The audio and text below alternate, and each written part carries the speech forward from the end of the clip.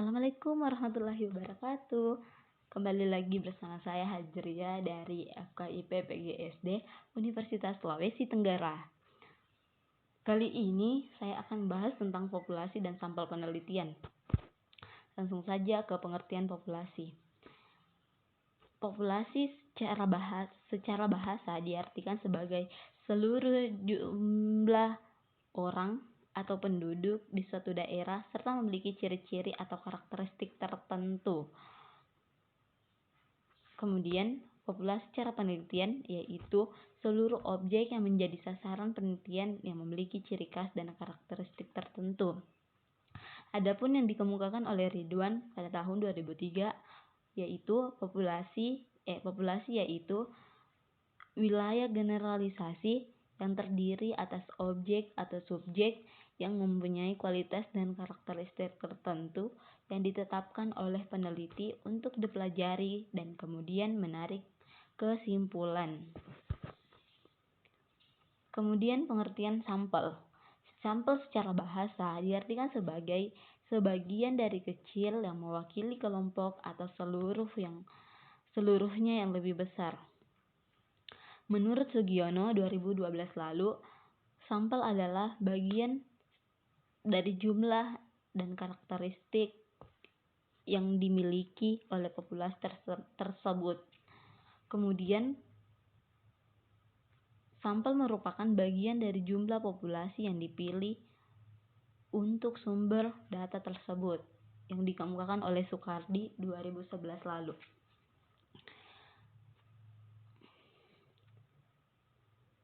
Kesimpulan sampel dari semua pengertian di atas, ketiga pengertian di atas dapat disimpulkan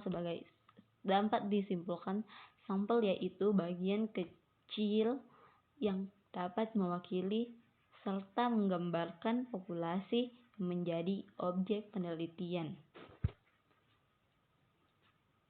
Selanjutnya, teknik pengambilan sampel. Ada dua. Yang pertama, teknik pengambilan sampel adalah cara atau metode yang dilakukan oleh seorang peneliti dan populasi secara representatif atau benar-benar mampu menggambarkan karakteristik atau sifat dari populasi berikutnya. Yang kedua, teknik pengambilan sampel. Teknik pengambilan sampel dibagi menjadi dua lagi, yaitu probability sampling dan non-probability sampling. Probability sampling terbagi menjadi tiga, yaitu simple random sampling adalah teknik pengambilan sampel secara acak. Contohnya pengambilan arisan. Yang kedua, proportional stratified random sampling adalah teknik pengambilan sampel dilakukan tidak sejenis. Contohnya jumlah kursi anggota DPR. Yang ketiga,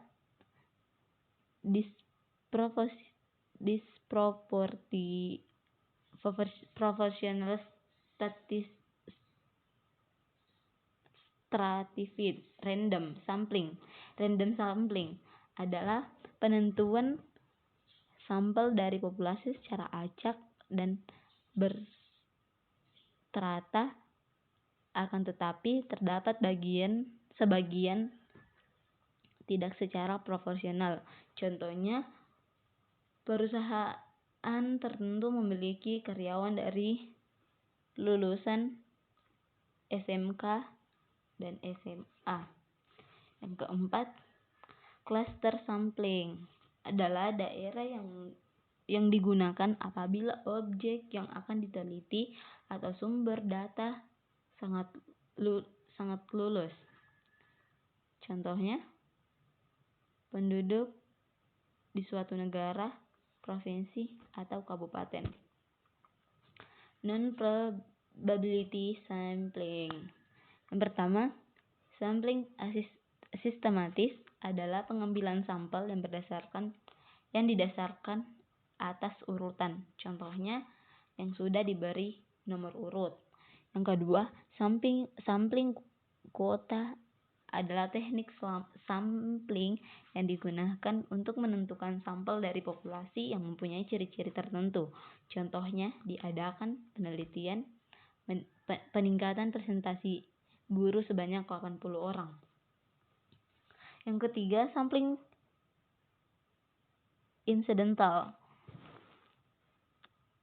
adalah teknik yang cukup mudah karena pengambilan sampelnya di mana saja. Contohnya di pasar Baruga.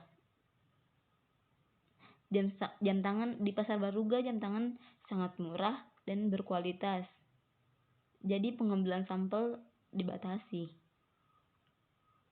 Yang keempat, provokasi sampling adalah teknik pengambilan sampelnya berdasarkan pertimbangan.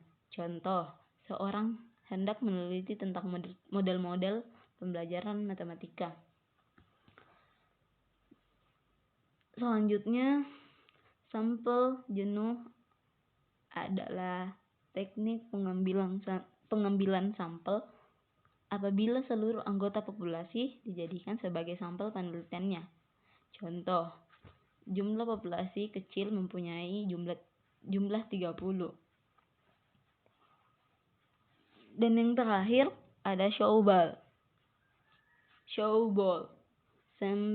sampling adalah teknik sampling yang awalnya sedikit dan lambat laun menjadi banyak. Contohnya, mencari orang yang lebih tahu dapat melengkapi data yang diberikan oleh 3 orang. Kemudian ukuran sampel. Ukuran sampel adalah penentuan besaran sampel yang digunakan sangat penting dalam pengukuran untuk menghindari kekeliruan yang akan terjadi. Teknik penentuan besaran sampel. Peneliti jika mengambil sampel apabila populasi telah diketahui. Rumus yang digunakan untuk menentukan sampel populasinya telah diketahui menggunakan rumus Yamane. N kecil sama dengan jumlah sampel, N besar sama dengan jumlah populasi, dan D sama dengan presisi yang diterapkan. Terima kasih, sekian video dari saya. Lebih dan kurangnya mohon dimaafkan. Wabillahi taufiq wal hidayah. Wassalamualaikum warahmatullahi wabarakatuh. See you in the next video.